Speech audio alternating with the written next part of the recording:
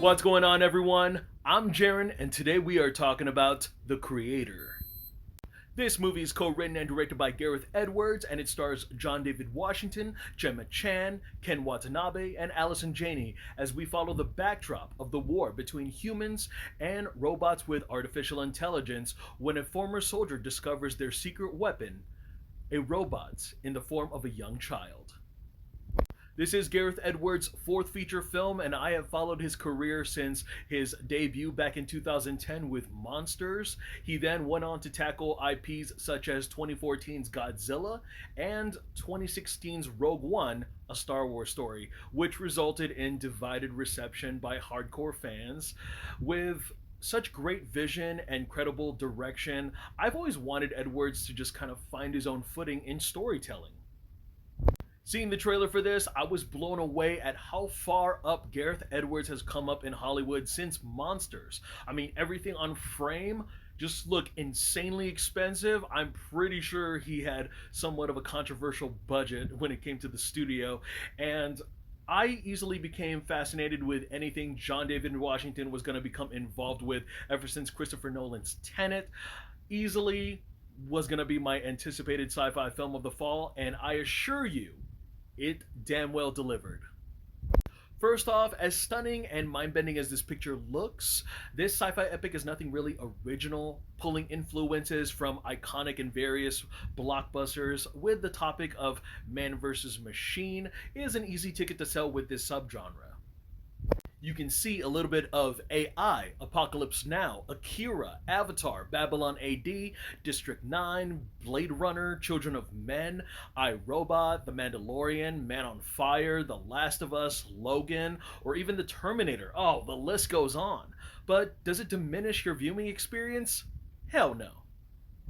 I love the cinematography and world building for this movie. I especially admired all the large scale shots of the aircrafts and explosions that were just gracing the screen.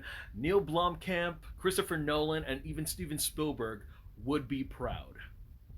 With the backdrop of Thailand to convey New Asia, I really admired this gritty and native vision of the old Eastern world, especially with the population coexisting with AI. Growing up as a Star Wars fan first, you got Edwards, who teamed up with Chris Waits, and what they did with the script was incredible, especially with taking the people that they can trust and the skills, the knowledge, and just really translating this world, this future, from script to storyboard to reality.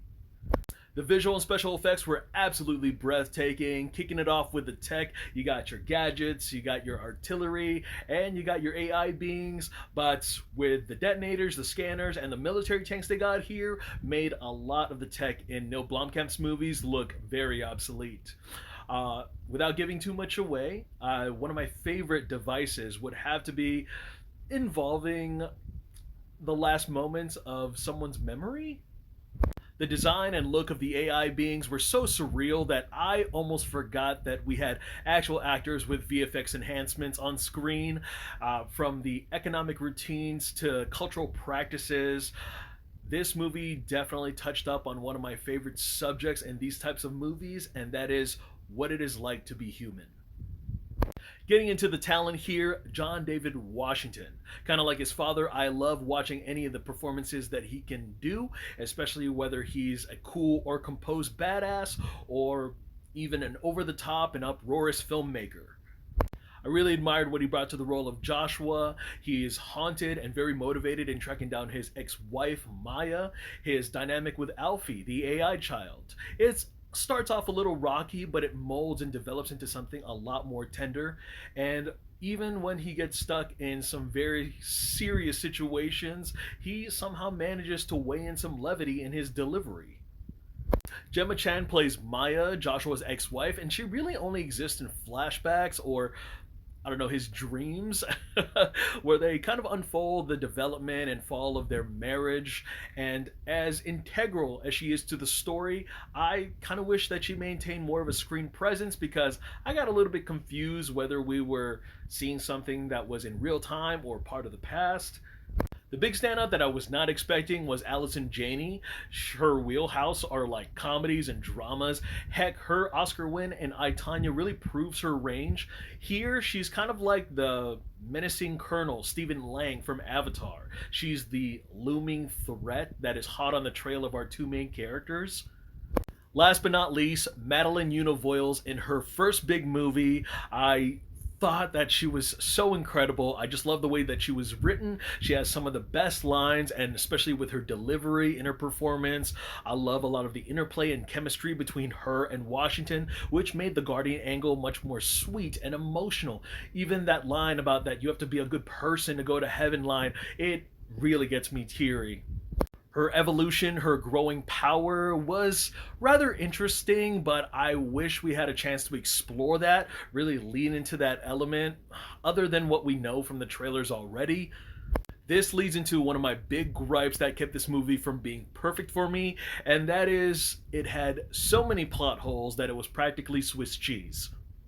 Now, I can't dive into any contrivances without getting into spoilers, so the best way that I can put it is that there were some overarching motivations and various directions that characters took or skipped over that did not come to fruition, and this resulted in some unfulfilled ideas and possibilities that it might divide a lot of the viewers on the moral with AI at the end of the movie. Overall, this was an exhilarating and grand scale spectacle. What I took away from this movie, beyond the relationship of man and machine, was the spoils of war. How we treat those who are different from us inside and out, how we celebrate life and how we mourn our dead, and how we respond in fear and love with everything that we've got. Well, alright, guys, that's all I got to share about the movie. Please, I implore you, go check it out on the biggest screen that you can. Thank you guys again so much for watching. Look forward to more reviews. I'm Jaren Ugbanawag, and I will see you guys at the movies. Take care.